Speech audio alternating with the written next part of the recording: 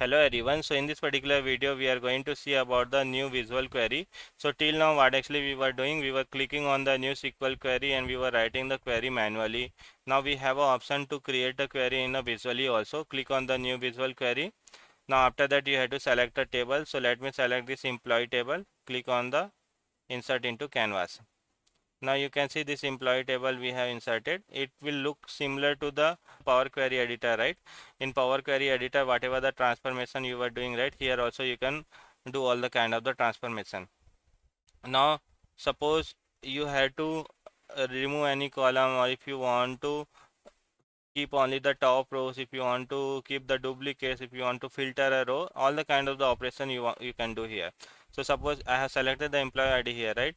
Now if I want to do filter some, so what I will do, if the ID employee ID doesn't equal to the 5, if I write this, what will happen, whatever the employee ID 5, right, that will be removed, that we have filter. You can see whatever the ID 5 was there, right, that got removed. Means you can see filter in visually way you are doing transformation. And if you want to see the SQL, right, so click on the view SQL. You can see for this it has applied a condition where employee ID is not equal to the 5. Means in a visual way only it is creating all the kind of the SQL for you. Suppose you want to replace a value.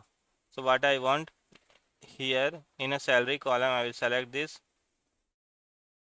and what I will do, replace value null with 0.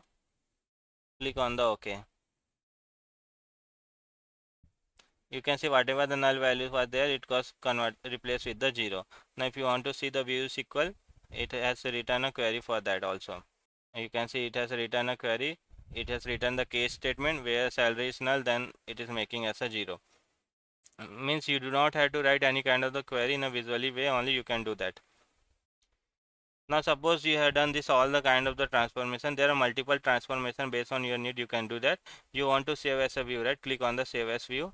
You have to just give the view name. I'll give the view name as a test 3 something. You can give any name, whatever the SQL query it has written, right, it will save as a view also.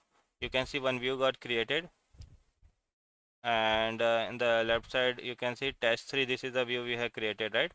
If I'll click here, this is the view and this is the result we can see. And even if you want to query this view, right, you can do that. Now you can see in a visually way we are able to create all the views. For that you do not have to write any kind of the query also. All the kind of the joining and everything you can perform here itself. So it's very cool feature. Do explore this. I hope you got the idea.